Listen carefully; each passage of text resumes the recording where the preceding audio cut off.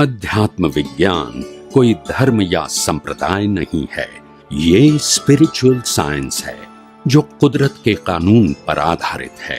ये विज्ञान पूरे ब्रह्मांड के सभी रहस्यों को उजागर करता है और जीवन के सभी पहलुओं को समझने के लिए एक नई दृष्टि देता है। इसी को आर्ट ऑफ विजन कहते हैं, दुनिया को देखने की एक नई दृष्टि, जो अध्यात्म विज्ञानी परम पूज्य स्वामी श्री कमलेशानंद जी के निर्देशन में सनातन सत्य का अनुसंधान कर हमारे जीवन को प्रकाशित करे। जय सच्चिदानंद। સમાધિ વિશે આપણે થોડું ઘણું વાંચ્યું હોય, સમાધિ અને એના માટે ઘણીવાર મેડિટેશનના બેસવાનો પ્રયત્ન કર્યો, પણ એમાં આપણે સારી રીતે આગળ વધી શકીએ તો એના માટે શું જરૂરી છે અને શું કરવું જોઈએ? पहली वस्तु थी कि मेडिटेशन करना कौन कौन करे? એક જાગૃત મન કે અંદરથી થાય કે આપણે ધ્યાન લગાવીએ. हाँ એટલે પણ ध्यान शरीर करे, आत्मा करे, कौन करे? આત્મા आत्मा ने तो ध्यान की जरूर नहीं, तो पोते जानो ज्ञान ध्यान आत्मा ने करने शू करवानु? आत्मा नु करवानु के आत्मा ने करवानु? એ સમજવાનું. ध्यान आत्मा नु करवानु होय, आत्मा ने ना करवानु. पहली वस्तु ध्यान शब्द तो नानो शब्द कहेवाय, પણ આત્મા માટે ધ્યાન કરતા જાગૃતિ શબ્દ વપરાય, અવેરનેસ શબ્દ વપરાય, વેલ્યુ ઇન્ટરેસ્ટ શબ્દ વપરાય, તો તમને ખ્યાલ આવે કે આત્મા શું છે. અનાદિકાળથી આપણે શરીરની વેલ્યુ કરતા આવીએ છીએ અને રિલેટિવ શબ્દ છે, અને છેલ્લે બાળવાનું છે એ પણ હકીકત છે. ત્યારે ખબર પડે કે રિલેટિવ સત્યથી જુદું જે ચેતન છે, જે સનાતન સત્ય છે, એનો અનુભવ કરવાનો છે. કારણ કે એ આપણે છે. એ ના હોય તો જન્મ મરણના ચક્કર ના હોય. શરીર તો પુનર્જન્મ ના લઈ શકે, લઈ શકે લઈ શકે સમજાય છે. એટલે આત્માને કારણે પુનર્જન્મ છે. આત્મા છે અને અજ્ઞાન છે તો કર્મ છે અને પુનર્જન્મ છે. आत्मा અને શરીર હોય, અજ્ઞાન ના હોય તો કર્મ ના હોય, તો પુનર્જન્મ ના હોય. સમજાય છે? એટલે અજ્ઞાનથી કર્મ બંધાય છે. શેનાથી બંધાય છે? ક્રિયાથી નથી બંધાતા. જગતના લોકોને આ સમજતા સમજતા લાખો અવતાર થઈ ગયા, કારણ કે દરેકને અત્યાર સુધી વ્યવહારમાં ક્રિયાથી કર્મ બંધાય છે એવું જ સાંભળેલું છે. સારું કરવાથી પુણ્ય થાય, ખરાબ કરવાથી પાપ થાય. ટૂંકમાં ક્રિયા કરવાથી કર્મ બંધાય છે એમ જ બધા સમજેલા, અને ધર્મગુરુ એમ જ સમજ્યા. યસ કેલો? પણ કર્મ ક્રિયાથી બંધાતા નથી. કર્મ અજ્ઞાનતાથી બંધાય છે, કર્મ ભાવથી બંધાય છે. ક્રિયા પોતે તો કર્મ ફળ છે. સમજાય છે? એટલે આ સમજાતું નથી. ત્યાં આધ્યાત્મ વિજ્ઞાને તમને ખુલ્લું પાડ્યું. સમજાય છે? અને બીજું, કોઈ પણ વસ્તુનું ધ્યાન કરીએ તો ખાસ ધ્યાન રાખવાનું કે આત્માનું ધ્યાન કરી શકાય નહીં. આત્માને ધ્યાનમાં રાખી શકાય કે હું શુદ્ધ આત્મા છું, કારણ કે આપણે પોતે છીએ. આપણાથી જુદો હોય તેનું ધ્યાન કરીએ. લક્ષ્મણ રખાય. શું રખાય? એટલે ત્યારે લાઈવ પ્રતિષ્ઠિત આત્મા, લાઈવ ઈગો. એ પેલા એમ કહેતો તો હું શરીર છું, હવે એ કહે છે હું શુદ્ધ આત્મા. હવે શરીર કહેતો હતો એ અજ્ઞાન હતું. કેમ? કારણ કે શરીર તો કુદરત આપે છે, પછી આપણે કઈ કરી શકીએ? અને લઈ પણ કુદરત લેશે. આત્મા આપતોય નથી, લેતોય નથી. માટે આત્મા તરીકે આપણે કાયમના છીએ.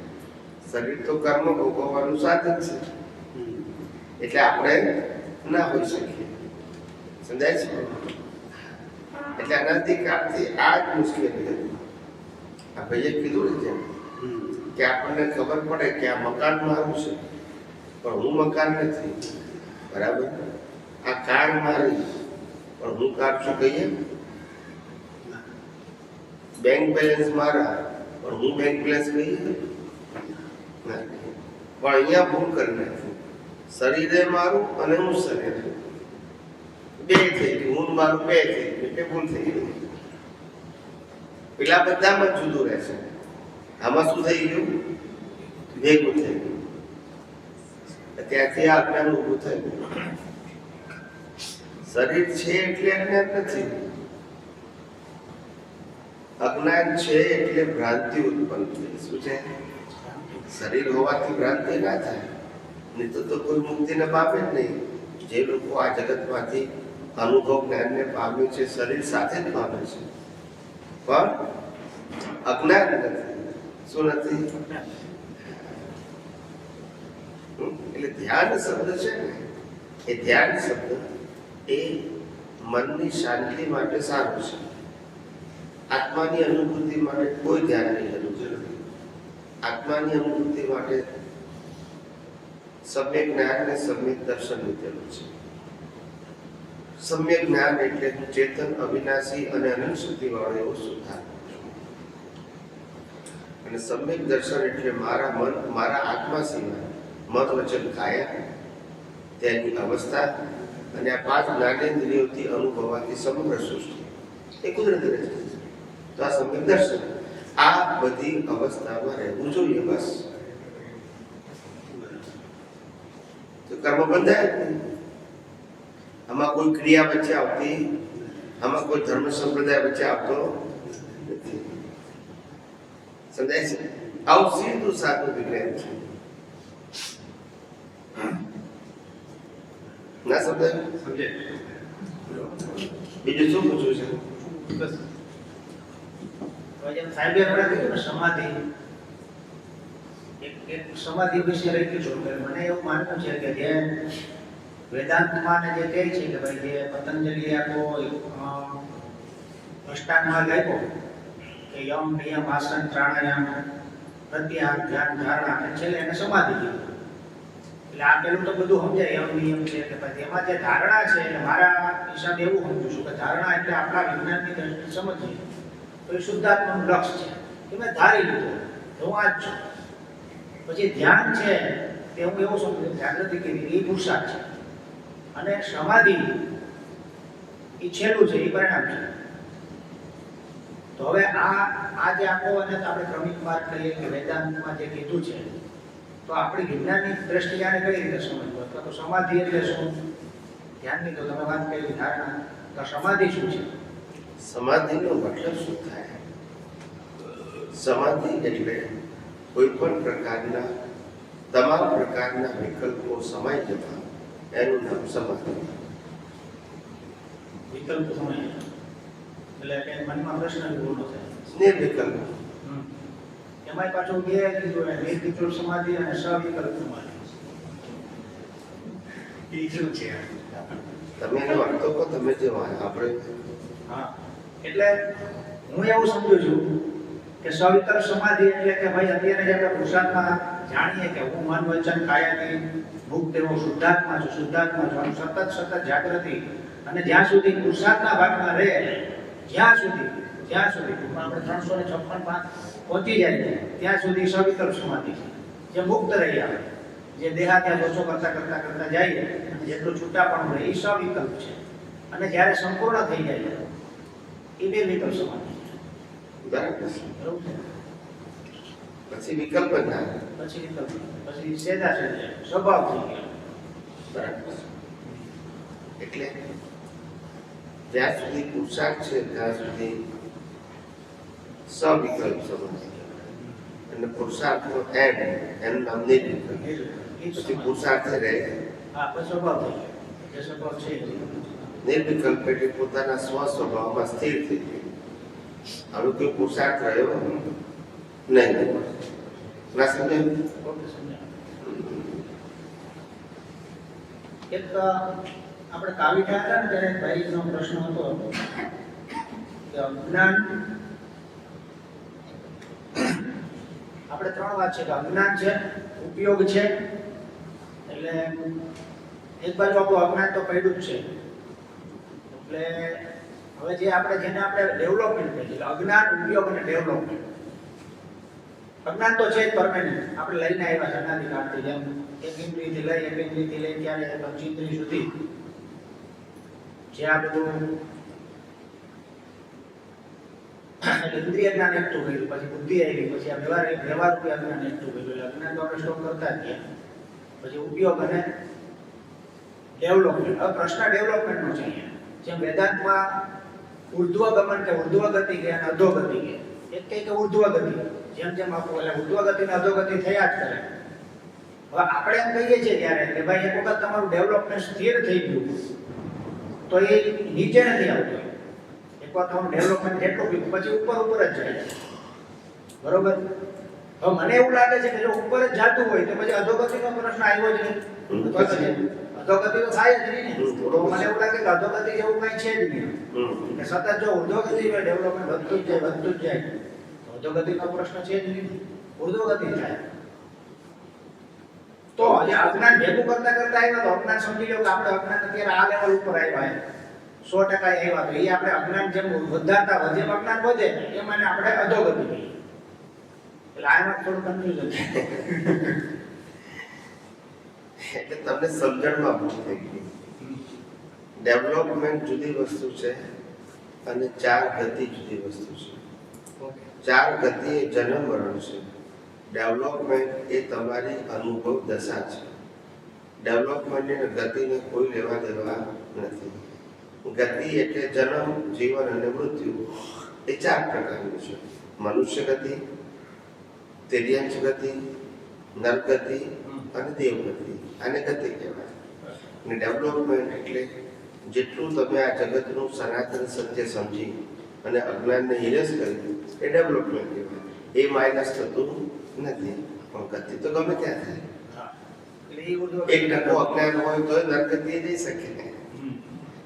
એને ઉધ્વગતિ ને અધોગતિ સાથે લેવા તો ઉધ્વગતિ એટલે ઉપર જાય ને અધોગતિ નીચે જાય. એ કર્મનું ફળ છે, એ ડેવલપમેન્ટ નથી. એ અજ્ઞાનતાને કારણે બાંધેલા કર્મનું ફળ છે. પણ તેથી ડેવલપમેન્ટ માઇનસ ના થાય. નરગતિમાં જાય તો માઇનસ ના થાય. ખ્યાલ આવે? એટલે ગતિ જેવી વસ્તુ છે, ડેવલપમેન્ટ જેવી વસ્તુ છે. સમજાય છે? આ દુનિયામાં આ વાત હજુ સુધી ગુપ્ત રહેલી. શું રહેલી? ગુપ્ત રહેલી. ઉર્ધ્વગતિ ને અધોગતિ ના, ઉર્ધ્વગતિ ને અધોગતિ નહીં, ડેવલપમેન્ટ. હા, ડેવલપમેન્ટ માઇનસ થાય નહીં એ વાત ગુપ્ત રહેલી. ખ્યાલ આવે? અત્યાર સુધી બધાએ કીધું કે ડેવલપમેન્ટ વધે ખરું, ઘટે ખરું. ખ્યાલ આવે?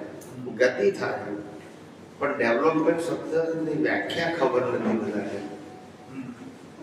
ખ્યાલ આવે? ડેવલપમેન્ટ શબ્દ આધ્યાત્મિક ભાષામાં એને વપરાય કે જે સનાતન સત્યને અનુભવ કરે છે એને ડેવલપમેન્ટ કહે છે. આ રિલેટિવ સત્યની વિનાશી અવસ્થાઓને જાણે છે, સમજે છે, એને ડેવલપમેન્ટ સાથે કોઈ લેવા દેવા. કોઈ ડોક્ટર બને, કોઈ એન્જિનિયર બને, કોઈ ચાર્ટર્ડ એકાઉન્ટન્ટ બને, કોઈ લોયર બને, કોઈ સોફ્ટવેર એન્જિનિયર બને. ખ્યાલ આવે? એ ડેવલપમેન્ટ કામનું નહીં, એ બધા વિનાશી કહેવાય. શું કહેવાય? પણ જે સનાતન સત્યને અનુભવે છે એનાથી જે ડેવલપમેન્ટ થાય છે તે ડેવલપમેન્ટ માઇનસ થતું નથી. આ રિલેટિવ સત્યનું તો બદલાયા કરે. આ જે આપણે અજ્ઞાન જે ઇરેજ કરીએ તે ડેવલપમેન્ટ. હા, હવે ડેવલપમેન્ટ માઇનસ કેમ થતું નથી? કારણ કે ડેવલપમેન્ટનો આધાર છે સનાતન સત્યની હેલ્પ. કોની હેલ્પ? સનાતન સત્ય જે સિદ્ધાંતો કાયમ. હવે એ સિદ્ધાંતો તો આની લાખો તારે બદલાતા. એટલે હું જેટલે સુધી પાસ થઈ ગયો કુદરતની એક્ઝામમાં તો કઈ એક્ઝામ આપવાની નહીં, કારણ કે સિદ્ધાંતો એ જ છે લાખો તારે. એમાં સત્ય પણ રિલેટિવ સત્ય તો બદલાયા કરે. આજે ડોક્ટરની ટ્રીટમેન્ટ જુદી હોય, 100 વર્ષ પહેલા જુદી હતી અને 100 વર્ષ પછી જુદી રહેવાની. રિલેટિવ સત્ય કાયમ માટે એકલું એ સમજાય છે, એ બદલાય. સમજાયું? તો પ્રશ્ન એ થાય કે આપણે જ્યારે માણસ કોઈ પણ જીવ જ્યારે પહેલી વાર મનુષ્ય અવતારમાં આવે ત્યાંથી પછી જન્મારા થતા જાય તો એની ડેવલપમેન્ટની શરૂઆત ક્યાંથી થાય? જ્યારે પહેલી વખત આવે ત્યારથી જ ચાલુ થઈ જાય? પહેલા તો ઇન્દ્રિય જ્ઞાનનું ડેવલપમેન્ટ છે એને ડેવલપમેન્ટ કહેવાય. એ રિલેટિવ સત્યનો વિકાસ છે. એક ઇન્દ્રિય, 2, 3, 4 ને 5 પંચેન્દ્રિય પછી મનુષ્યમાં આવે પછી બૌદ્ધિક જ્ઞાનનો વિકાસ. એક ડેવલપમેન્ટ છે. એટલે બુદ્ધિક પણ એ ડેવલપમેન્ટ કેરી ફોરવર્ડ થતું નથી. પણ એ જે બૌદ્ધિક જ્ઞાનનો વિકાસ છે એને જ આપણે અજ્ઞાન કહીએ છીએ. તો એ એમની તો મારો પ્રશ્ન એ છે કે જે રિયલ ડેવલપમેન્ટ છે જે મોક્ષ માર્ગમાં લાયક સહાયક થાય કે આપણા સ્વરૂપ તરફ જે લઈ આધ્યાત્મિક ડેવલપમેન્ટ. હા, તો એ શરૂઆત ક્યારે થાય? બેસિક શરૂઆત થાય છે આધ્યાત્મિક ડેવલપમેન્ટ જ્યારથી સનાતન સત્યનું જ્ઞાન પ્રાપ્ત થયા પછી ઉપયોગ જેમ જેમ કરતો થાય એમ થાય. એ પહેલા થાય ને રિલેટિવ સત્યના જ્ઞાનથી, સામાજિક જ્ઞાનથી, ધાર્મિક જ્ઞાનથી આધ્યાત્મિક ડેવલપમેન્ટ ના થાય, પણ પાપ પુણ્ય બંધાય અને ચારે ગતિ પણ થાય. તો ત્યાં લગી તો ઝીરો જ છે ને, ગમે એટલા ભલે લાખો અવતાર થાય તો ઝીરો જ છે ને, ઝીરો જ છે. તો પ્રગતિની શરૂઆત તો જેને આપણે પ્રગતિ કહીએ કે ભાઈ આપણી પ્રગતિ એ આધ્યાત્મિક ડેવલપમેન્ટ. આધ્યાત્મિક પ્રગતિ. આમાં કશું આમ તો અહીંયા તો પ્રગતિ બધા એમ કે ભાઈ જેને આમ તો કેટલી પ્રગતિ કહીએ. આ ભાઈ અહીં સુરતમાં એવા કંઈ કાંઈ નથી. એ તો આ એ પ્રગતિ તો ભૌતિક થઈ. ખ્યાલ આવે? આ દુનિયામાં માણસોની પ્રગતિ તો એટલી થાય છે કે છેલ્લે કાટની મજા છે. આ પ્રગતિ આ પ્રગતિ બોલતા ને આ પ્રગતિ છેલ્લે પેલી પ્રગતિ કઈ કાટની મજા એટલે એની પ્રગતિ તો પ્રગતિ કહેવાય. માની એટલું શું કેટલું માનેલી પ્રગતિ. કોઈ પ્રગતિ છે કેમ ઝીરો કહેવાય? અત્યારે તમે જેને મા બાપ માનો છો, ભાઈ બહેન માનો છો, પતિ પત્ની માનો છો, છોકરાઓ માનો છો, દીકરી જમાઈ માનો છો, વહુ માનો છો, મામા કાકા માનો છો, આમાંનું પશુ સાથે આવવાનું બોલતા નથી. અને પ્રગતિ કહેવાય? આ બધું ભૂલી જવાનું, ધન્યવાદ. પ્રગતિ ખ્યાલ આવ્યો? આ તો બધી દરેક લાઈફ છે ને, દરેક લાઈફ એ નવી ફિલ્મ છે અને દરેક દિવસ એ નવી સિરિયલ છે. That's it. દિવસો એ સિરિયલ છે અને લાઈફ એ ફિલ્મ છે 3 કલાકની. પેલી ફિલ્મ 3 કલાકની છે, આ ફિલ્મ 3 અવસ્થાની છે. બાળપણ, યુવાની ને બુઢાપા. આમાં એન્ડ આવે, પેલામાં એન્ડ આવે, પેલામાં એન્ડ આવે પછી નવી ફિલ્મ આવે, આમાં એન્ડ આવે એટલે પછી નવી ફિલ્મ આવે, સિરિયલ નવી આવે. મા બાપ બધું નવું જ આવે. પેલા પિક્ચરમાં બી નવું આવે, એમાં નવું આવે. નામ એ બદલાય જાય. કલાકારી ન હોય પણ નામ બદલાય જાય. કારીગરી બદલાય ને કલા બદલાય, જે બદલાય બધું બદલાય. સમજાય છે? ઘણા લોકો કે સ્વામીજી અમે 80 વર્ષ થયા, હવે ઉપર લઈ લે તો સારું. લઈ લે તો સારું જ છે ને. નવું શરીર મળે, નવી જોશ આવે. આ બધું જૂનું થઈ ગયું. શું થઈ ગયું? ક્યાં આ બધી એક્સપાયરી ડેટ થવા મળે. શું થવા મળે? હાથ કામ ના કરે, પગ કામ ના કરે, કામ ના કરે, આંખો કામ ના કરે, દાંત કામ ના કરે, પેટ કામ ના કરે, મગજ કામ ના કરે, અને આપણા હિસાબે બીજાનું કામ ના કરે. ભરે બહુ આધારિત થાય તો શું થાય? એટલે આવું તો જોયા કરું છું. આ બધું આ બધી સિરિયલ, રોજની સિરિયલ જોઉં છું. આ સિરિયલ સવારે ઉઠે તે રાતે બધી શું ભરીને લાયા છે એ ખુલે. રાતે મૂકી જઈએ એટલે પાછું આજનો એપિસોડ પૂરો. 2020 નો ખાલી 21 નો એપિસોડ છે. આ બધા એપિસોડ ભેગા કરી નમલાય બોલતા. જેમ પિક્ચરમાં મા બાપ હોય, પછી છોકરાનો જન્મ થાય, પછી સ્કૂલે જાય, મોટો થાય, પછી ભણાવે, પછી એને છોકરા થાય, એને ભણાવે, આવું બધું આવે. એમાં માય ના અમારે નહીં જ હવે બધું ક્યારે એટલે આ સિરિયલ આ બધી આ બધા રોજના એપિસોડ છે, બધા શું છે એપિસોડ, અને આખી લાઈફ છે એ ફિલ્મ છે. શું છે? ફિલ્મ નક્કી થઈ ગઈ છે, રોજ એક એપિસોડ એમાં આવે છે. આપણે એપિસોડ રીતે જ જોવા, સાચું માનવું નહીં. શું કીધું? શૂટિંગ તો પાછું ગયા જન્મમાં સાચું ના માનવું. કારણ કે આજે 20 તારીખ છે અને 2-2.5 કલાક બાકી રહે છે. આ 20 તારીખ 2.5 કલાક પછી 20 તારીખે ગઈ બોલતા કે વ્યક્તિ આવવાની,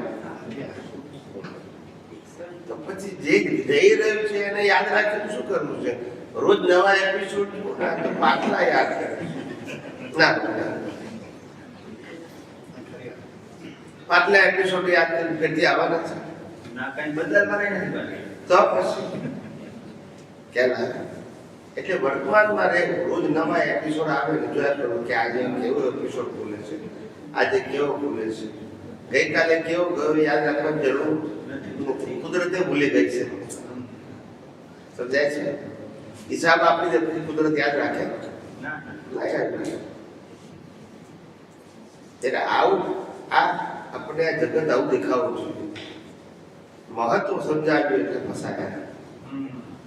શું કીધું? મહત્વ સમજાય છે જ નહીં પણ આ શરીરનું મહત્વ છે જ નહીં. ખ્યાલ આ 5 મિનિટ નાક બંધ કરે એટલે રામ બોલો ભાઈ રામ બોલતા ને. હા, બરોબર. એની વેલ્યુ કેટલી? આ મશીન, આ મન વચન કાય રૂપી મશીન છે એ શ્વાસોશ્વાસથી ચાલે છે. એના જ ચાલે છે. સાચું. શ્વાસ બંધ થઈ ગયા એટલે પૂરું. કેલા જેમ ગાડી પેટ્રોલથી ચાલે છે એમ શ્વાસોશ્વાસથી ચાલે છે. કેલા અને શ્વાસોશ્વાસ શરીરના ફિક્સ છે. કેવા છે? ફિક્સ. જેનું નામ આયુષ્ય કહેવાય. એટલા શ્વાસ લેવાય, વધારે લેવાય નહીં. ગમે તો તંદુરસ્ત માણસ તો વધારે શ્વાસ લેવાય એવું બને, અને બીમાર હોય તો ઓછા લેવાય એવું જ ના બને. બેભાન હોય તો શ્વાસ ચાલુ હોય, બોલતા નથી. હા કે ના? એના માટે કે એક્સરસાઇઝ કરી તો શ્વાસ ચાલુ નથી. બેભાન હોય તો ચાલુ નથી. યસ કે નો? તમે નો વાત કરી પેલા 80 વર્ષના બાપા થઈ જાય પછી કે હવે ભગવાન મને લઈ લે, પણ જેના શ્વાસ બાકી હોય હજુ ભોગવવાનું બાકી હોય તો શું થાય?